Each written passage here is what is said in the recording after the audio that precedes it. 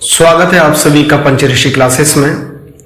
हम लोग भौतिक विज्ञान का अध्ययन कर रहे हैं, फिजिक्स का अध्ययन कर रहे हैं और उसी क्रम में ये भी उसी क्रम की एक वीडियो है। मुझे लगता है कि आप लोग लाभान्वित हो रहे होंगे और बड़ा अच्छी तरीके से आराम से हम लोग फिजिक्स का अध्ययन कर रहे हैं। पूरी तरह निःशुल्क बैच है ये, जिसमें उत्कर्ष सर और विजेंद्र सर लगातार जुड़े हुए हैं और मैं स्वयं 3 सब्जेक्ट को पकड़ा हुआ हूं। आपका फिजिक्स हो गया, भारतीय राज्य व्यवस्था हो गया और प्राचीन भारत लगातार चल रहा है। तो आप लोग देखते रहिएगा और इसका लाभ उठाइएगा, ठीक है।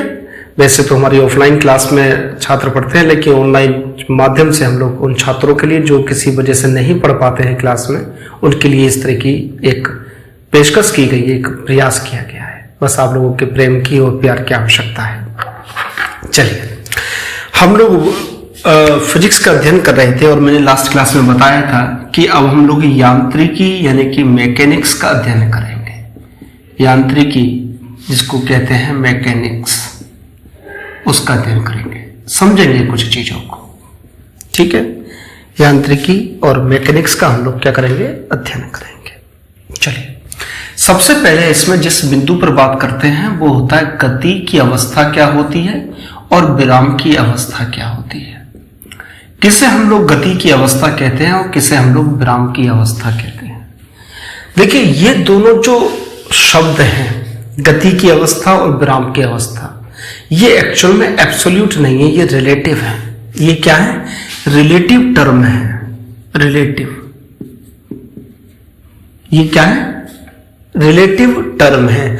अगर हम लोग बात करें इसकी हिंदी की तो ये सापेक्ष शब्द है। क्या है, सापेक्ष, यानी कि तुलनात्मक रूप से इनका अध्ययन किया जाता है। अब आप सिर्फ इतने शब्द से अर्थ नहीं समझे होंगे। सपोज कीजिएगा, अब हम लोग एग्जाम्पल की बात करते हैं। मान लीजिए, देखिए आइंस्टीन को सापेक्षतावाद का सिद्धांत भी दिया था। मान लीजिए एक कोई छात्र है एक्स और उसके अपनी कक्षा में सर्वाधिक अंक आए हैं 70%। ये क्या है, मैक्सिमम नंबर है, ये ध्यान रखना अपनी कक्षा में।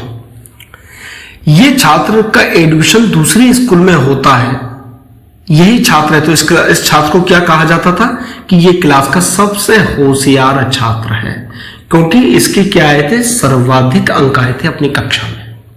लेकिन इसका दूसरी कक्षा में दूसरे विद्यालय में प्रवेश हुआ और वो विद्यालय ऐसा था जिसमें मिनिमम नंबर कक्षा में 75% थे। ये कितने थे, मिनिमम नंबर थे दूसरे स्कूल की कक्षा में। अब यही छात्र जब इस विद्यालय में पहुंचेगा तो इसको क्या सबसे होशियार छात्र कहा जाएगा या सबसे मूर्ख छात्र कहा जाएगा? इसको सबसे मूर्ख छात्र कहा जाएगा। अरे मिस्टर एक्स तो पहले सबसे होशियार था, अब सबसे मूर्ख कैसा हो गया? एक्स तो एक्स ही है, वह तो व्यक्ति वही है। नहीं समझ में आई? यही सापेक्षतावाद है। हम किसी भी व्यक्ति की दूसरे अन्य व्यक्तियों या बच्चों से तुलना करते हैं। एग्जाम्पल और लीजिए, मान लीजिए आप इंडिया में रहते हैं हम लोग और एक बहुत गोरा सा व्यक्ति है, तो हम कहते हैं ये यहां पर सबसे गोरा है ना, सबसे अच्छा सुंदर गोरा है। और वही व्यक्ति अगर न्यूजीलैंड चला जाए, ऑस्ट्रेलिया चला जाए, तो उसका रंग वहां पर काला हो जाएगा। है तो वही व्यक्ति मिस्टर एक्स जो यहां पर बहुत गोरा कहलाता है, वो न्यूजीलैंड चला गया, ऑस्ट्रेलिया चला गया, तो कहा जाएगा इसका रंग काला है। क्यों? क्योंकि तब हमने तुलना उस व्यक्ति की थी वहां के निवासियों से। ये तुलनात्मक अध्ययन होता है, सापेक्षतावाद का सिद्धांत कहलाता है। अब गति और विराम पर आ जाते हैं। अगर किसी भी वस्तु की समय के साथ स्थिति में परिवर्तन होता है तो उसे गति की अवस्था कहा जाती है, और किसी भी वस्तु का समय के साथ यदि उसकी स्थिति में परिवर्तन नहीं होता है तो विराम की अवस्था कहलाती है। दो व्यक्ति एक्स और वाई, दो व्यक्ति हैं एक्स और वाई, और ट्रेन की सामने की 2 सीटों पर बैठे, वहां पर एक्स बैठा हुआ है या वहां पर वाई बैठा हुआ है। तो एक्स क्या कहेगा, वाई रुका हुआ है विराम की अवस्था में, और वाई क्या कहेगा, एक्स भी विराम की अवस्था में है। लेकिन अगर कोई व्यक्ति जो कि प्लेटफॉर्म पर खड़ा हुआ है, जो कि कहां खड़ा हुआ है, प्लेटफॉर्म पर खड़ा हुआ है, वो क्या कहेगा, एक्स भी चल रहा है और वाई भी चल रहा है। जबकि एक्स और वाई क्या है, रुके हुए हैं। एक्स की तुलना में वाई और वाई की तुलना में एक्स रुके हुए हैं। लेकिन एक तीसरा व्यक्ति जेड जो कि प्लेटफॉर्म पर खड़ा हुआ है, वो कहेगा कि ये दोनों व्यक्ति चल रहे हैं। मैं आपको खड़ा हुआ दिखाई दे रहा हूं, मैं स्थिर अवस्था में हूं, अर्थात मैं विराम की अवस्था में हूं। और एक अगर अंतरिक्ष यात्री ऊपर बैठा हुआ है और वो मुझे देख पा रहा है, तो क्या कहेगा कि विवेक तो चल रहा है, क्योंकि पृथ्वी के साथ हम भी चल रहे हैं। तो आपके हिसाब से या यहाँ बैठे हुए कोई व्यक्ति के हिसाब से मैं विराम अवस्था में हो सकता हूं, लेकिन एक व्यक्ति जो कि एस्ट्रोनॉट है, जो कि अंतरिक्ष में बैठा हुआ है और वो मुझे देख पा रहा है, तो उसके हिसाब से मैं चलती हुई अवस्था में होऊंगा। हम ट्रेन में बैठकर पेड़ों को देखते हैं, कहते हैं पेड़ पीछे छूट रहे हैं, चल रहे हैं। क्या पेड़ कभी चलते हैं? नहीं। तो गति की अवस्था और विराम की अवस्था क्या है? एक सापेक्ष टर्म है, सापेक्ष सिद्धांत है। इसके बारे में एक बार एक आर्टिकल मैंने पढ़ा था, बड़ा इंटरेस्टिंग बात थी। उन्होंने आज सापेक्षतावाद के सिद्धांत पर कही थी। बोला अगर मान लीजिए किसी लड़की का कलर थोड़ा सा डाउन है और लड़के वाले उसे देखने आ रहे हैं, तो क्या किया जाए? तो उस लड़की से ज्यादा काली लड़कियों को, या जो इस तरह से उससे जो ज्यादा डार्क कलर है जिस लड़कियों का, उनको पहले आसपास घुमाना शुरू कर दो, तो निगाहों में वो डार्क कलर आ जाएगा। और जब वो सामने लड़की आएगी तो गोरी नजर आएगी। ये सापेक्षतावाद का सिद्धांत है ना। हम चीजों की तुलना करते हैं। सबसे होशियार छात्र का अर्थ क्या है? इस कक्षा में और छात्र मूर्ख हैं, ये छात्र होशियार। सबसे होशियार छात्र का अर्थ क्या होता है? ऐसा तो नहीं वो एब्सोल्यूट है, सब उससे तुलना करेंगे, नहीं, उसकी तुलना दूसरे व्यक्तियों से हो रही है। सबसे मूर्ख छात्र, इसका अर्थ क्या हुआ? इस क्लास का सबसे मूर्ख छात्र है। और वही मूर्ख छात्र अगर किसी गांव में चला जाए या कहीं पर अन्यत्र स्थान पर चला जाए जहां लोग पढ़े लिखे नहीं है, तो यही छात्र होशियार छात्र हो जाएगा। बात समझ में आ रही है? क्या ये सापेक्षतावाद है? रिलेटिव टर्म है, एक दूसरे को रिलेटिव होते हैं, एक दूसरे से तुलनात्मक रूप से बात की जाती है। उसी प्रकार अगर व्यक्ति गति की अवस्था में है, तो प्रश्न आप तुरंत पूछना, सर किसकी तुलना में या किसकी निगाह से देखें कि वह गति की अवस्था में है या विराम की अवस्था में है।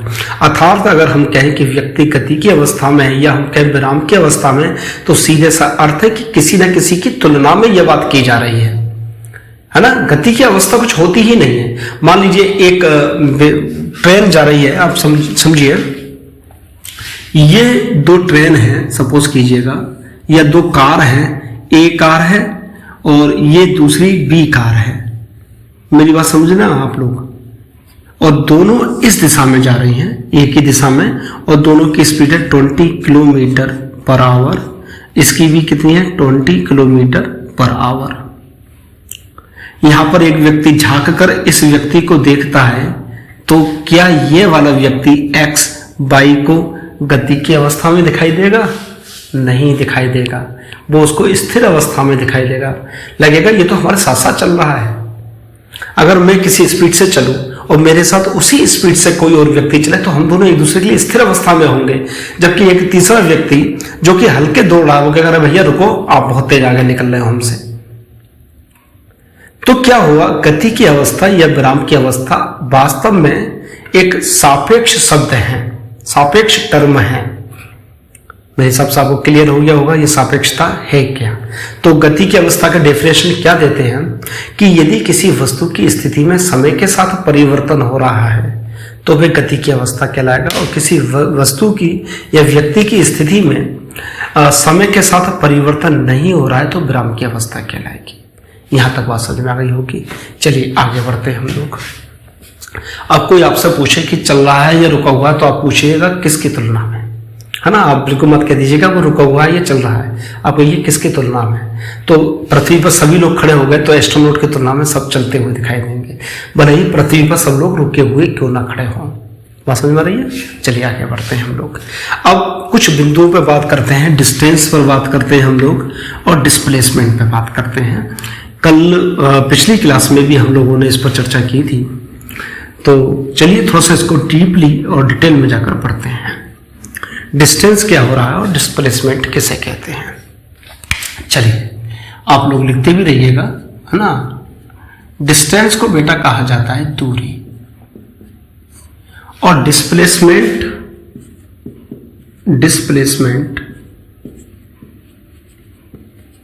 कहा जाता है विस्थापन। अब ये दोनों चीज है क्या, इनको समझ लेते हैं। दूरी क्या है और विस्थापन क्या है। डेफिनेशन के अनुसार किसी व्यक्ति द्वारा चली गई कुल मार्ग की लंबाई, किसी व्यक्ति द्वारा चले गए कुल मार्ग की लंबाई दूरी कहलाती है। और विस्थापन किसे कहते हैं, व्यक्ति की प्रारंभिक अवस्था और अंतिम अवस्था के बीच की दूरी को विस्थापन कहते हैं। अब मैं आपको इस चीजों में अंतर बताता हूं। मान लीजिए कोई व्यक्ति बिंदु ए से चलना शुरू करता है और इधर की तरफ गया, मान लीजिए 4 किलोमीटर, बी बिंदु पर पहुंचा, बी के बाद 3 किलोमीटर चला, सी बिंदु पर पहुंचा, और सी के बाद फिर 4 किलोमीटर चलकर कितने पर आ गया, डी बिंदु पर आ गया 4 किलोमीटर चलकर। मेरे हिसाब से डायग्राम आपको दिखाई दे रहा होगा, समझ में आ रहा होगा। अगर मैं पूछूं इस मिस्टर ए की या मिस्टर एक्स जो कि ए बिंदु से चला है, इसने कितनी दूरी तय की, तो आप क्या करेंगे, 4 + 3 7 और 4 11, यानी कि आप कहेंगे सर ये 11 किलोमीटर चला। कितना, 11 किलोमीटर चला। बिल्कुल सही जवाब है आपका, है ना, बिल्कुल सही जवाब है। अब मैं अगर आपसे पूछूं कि इसका डिस्प्लेसमेंट कितना हुआ, तो आप कैसे नापेंगे। देखिए आप लोग, प्रारंभिक बिंदु और अंतिम बिंदु के बीच की जो दूरी है, ये वाली दूरी, ये कहलाएगी डिस्प्लेसमेंट। और ये कितनी है, 3 किलोमीटर, यानी कि डिस्प्लेसमेंट हुआ 3 किलोमीटर। 3 किलोमीटर। अब मैं आपसे 2-3 क्वेश्चन पूछ रहा हूं इसमें। ये बताइए कि क्या दूरी कभी 0 हो सकती है, क्या दूरी कभी 0 हो सकती है, अर्थात ये व्यक्ति डी के बाद पुनः फिर ए बिंदु पर आ जाए, तो क्या दूरी इसकी 0 होगी। तो 4 + 3 7, 4 11 और 3 11 और 3 कितना होते हैं भैया, 14 किलोमीटर। तो ये चलेगा 14 किलोमीटर। अर्थात एक बात समझ में आई हमारे कि अगर वो व्यक्ति जिस बिंदु पर चलता है उसी बिंदु पर वापस भी लौट कर आ जाता है, तब भी दूरी 0 नहीं होगी, यानी कि दूरी का मान हमेशा धनात्मक होगा। ना तो दूरी का मान 0 हो सकता है, ना दूरी का मान ऋणात्मक हो सकता है। दूरी का मान ऋणात्मक भी नहीं होगा और दूरी का मान 0 भी नहीं होगा, हमेशा धनात्मक होगा, चाहे वो 1 किलोमीटर ही क्यों न चले। बात समझ में आ रही है। अब आ जाते हैं जरा विस्थापन, इस पर जरा पॉइंट को समझ लेते हैं। अगर दूरी, हम लोगों ने देखा, दूरी की 2-3 पॉइंट लिख लीजिएगा इसके नीचे।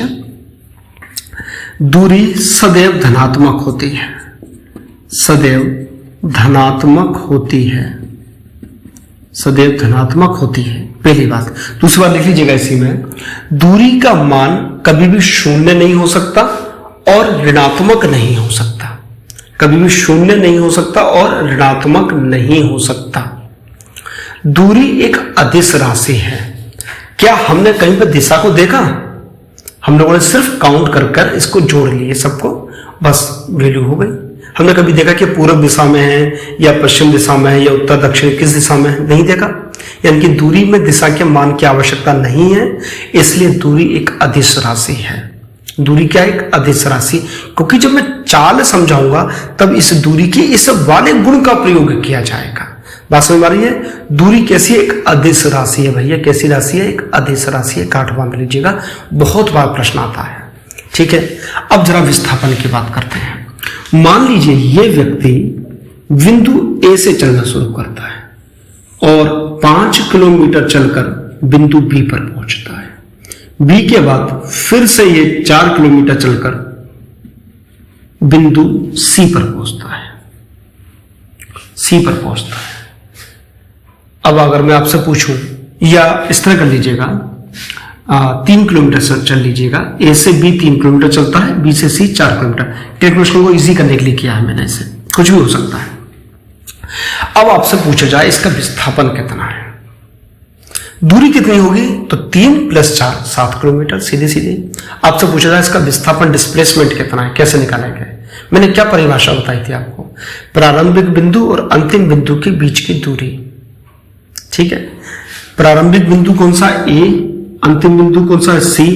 इन दोनों को आपस में मिला दो, ये जो दूरी आएगी ये दूरी विस्थापन कहलाएगी। अब ये दूरी निकालते कैसे हैं? तो पाइथागोरस प्रमेय से निकालते हैं। पाइथागोरस प्रमेय क्या होती है? √ पहली भुजा का वर्ग यानी कि 3 का स्क्वायर, दूसरी भुजा का वर्ग यानी कि 4 का स्क्वायर। तो ये हो गया 3 × 9 और 4 × 4 16, 9 25, √ 25 और इसका मान निकल के आया भैया 5 किलोमीटर। विस्थापन कितना आ गया? 5 किलोमीटर आ गया। धनात्मक है या ऋणात्मक है?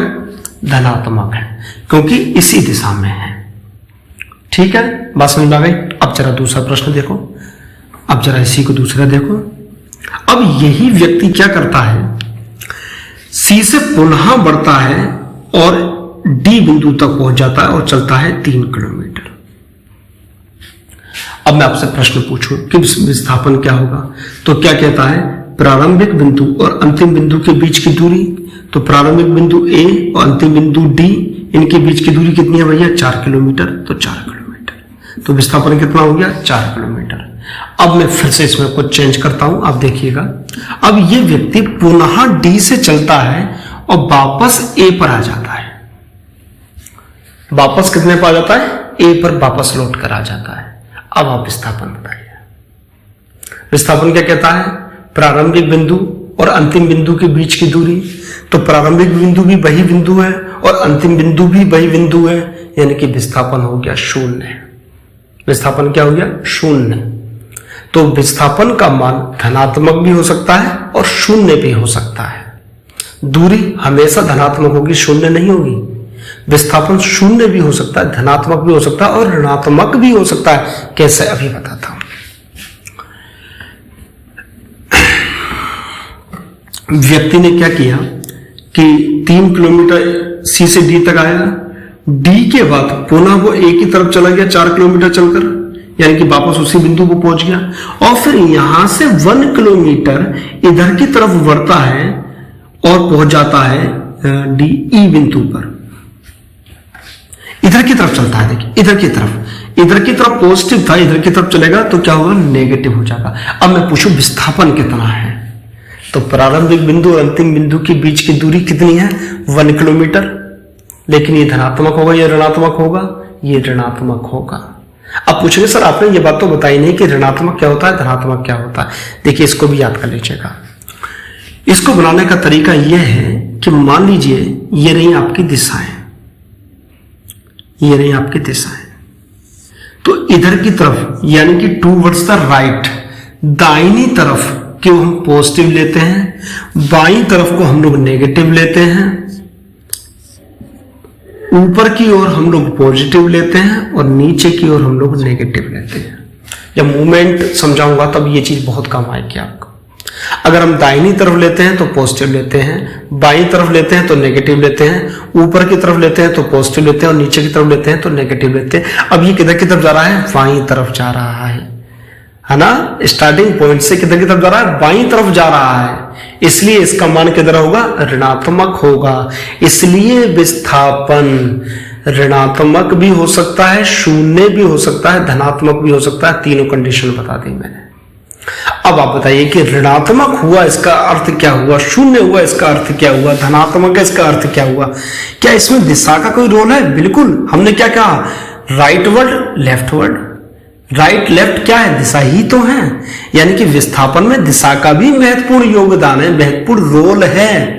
इसलिए विस्थापन सदिश राशि है।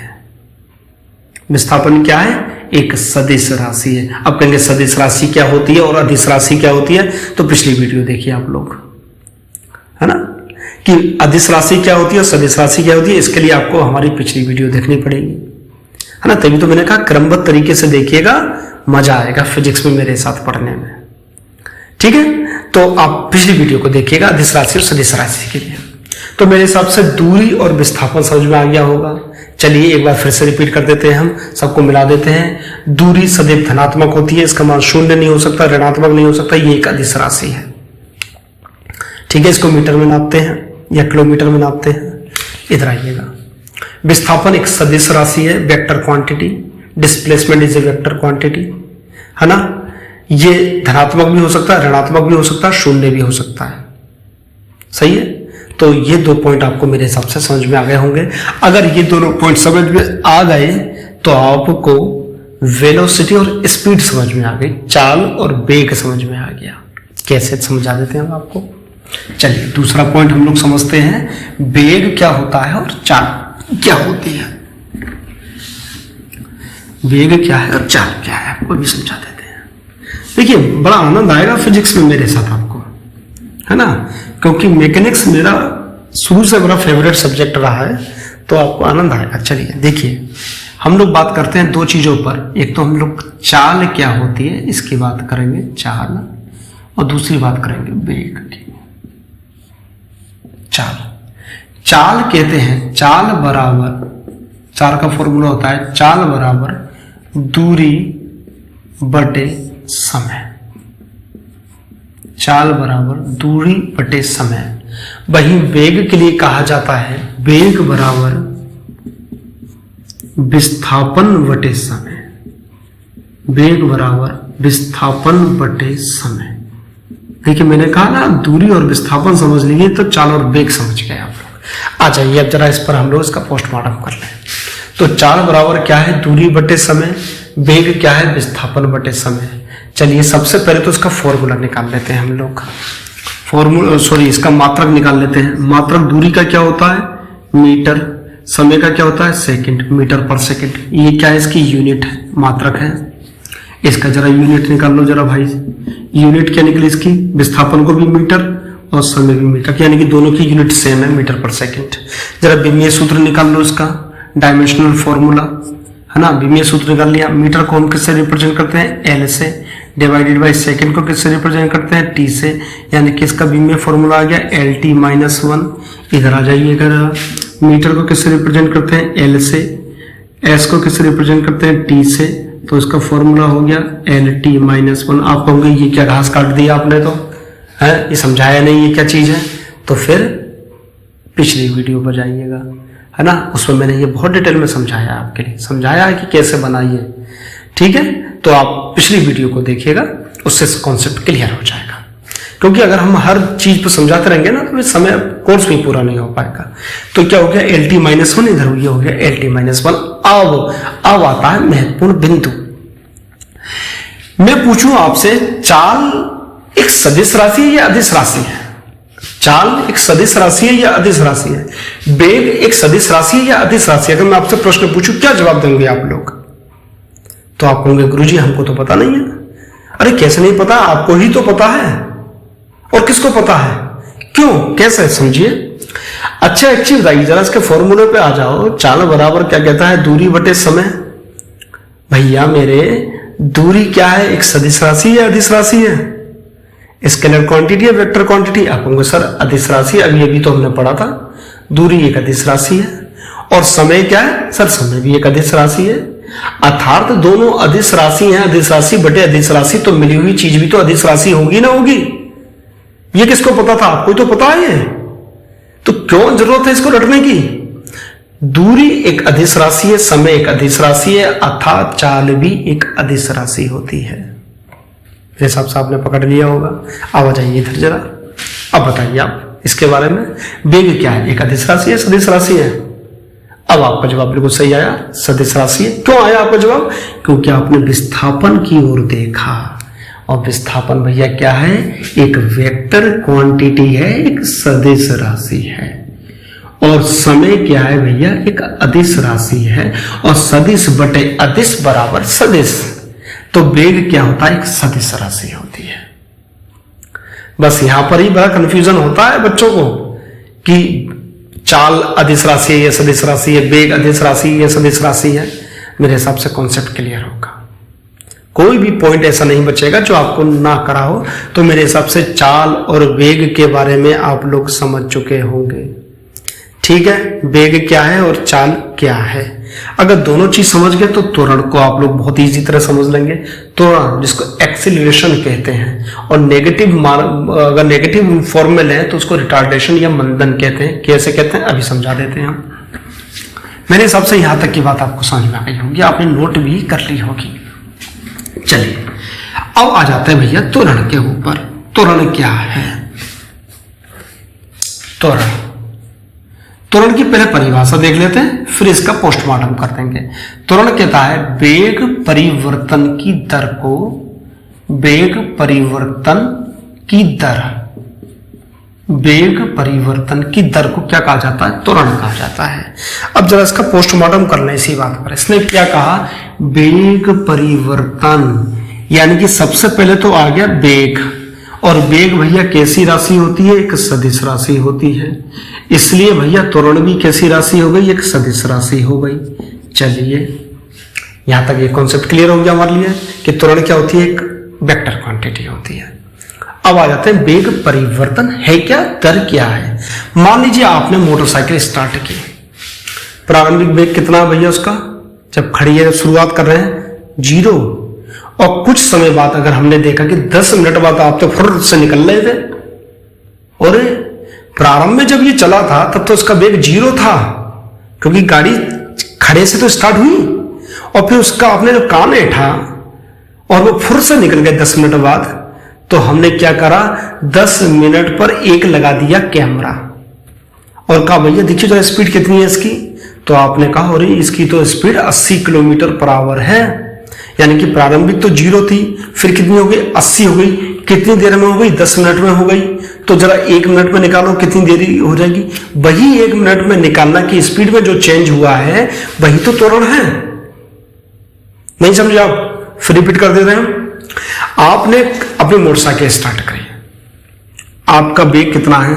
0, खड़ी तो है, खड़ी से तो शुरुआत कर रहे हैं, और आपने क्या दिया? एक्सीलेटर दिया, और आपने 1 सेकंड बाद, चलिए 10 मिनट को छोड़िएगा, 1 सेकंड बाद देखा कि आपकी गाड़ी की स्पीड क्या है।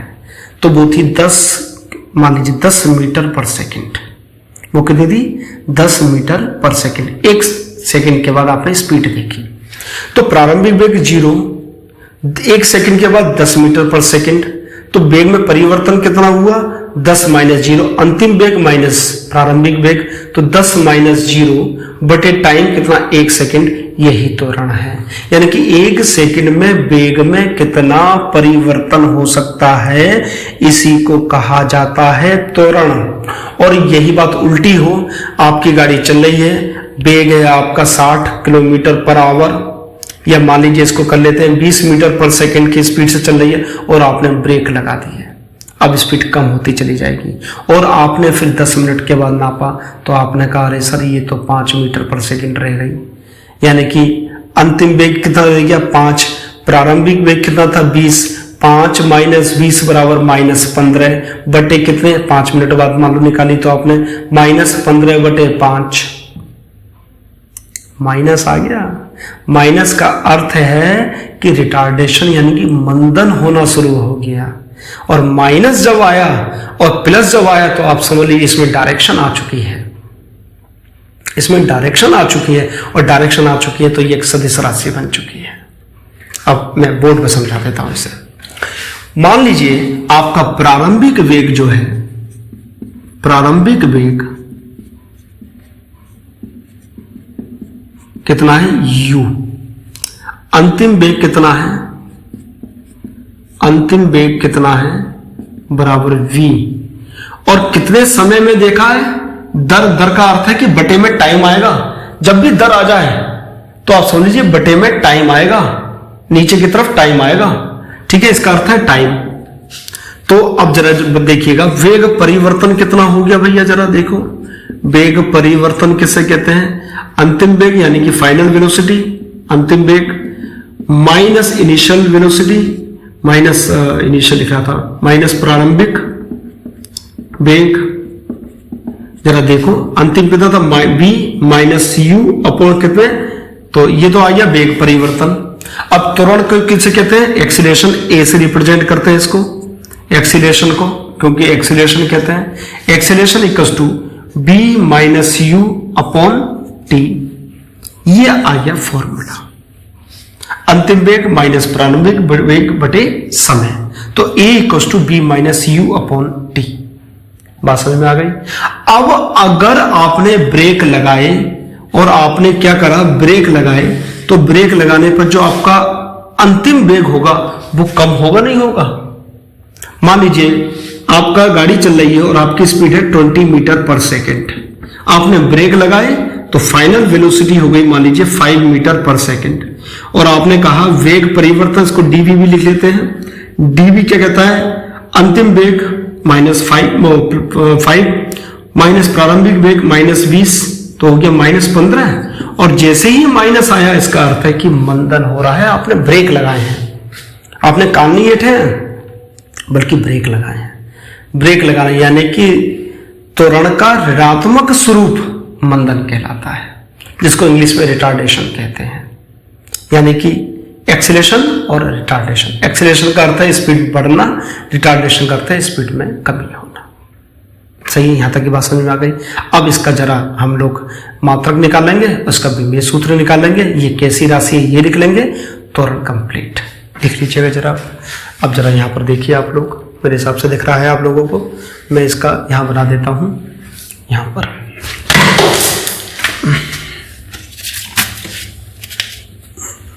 मार्कर गिर गया नीचे। चलिए इसके मात्रक की बात कर लेते हैं हम लोग।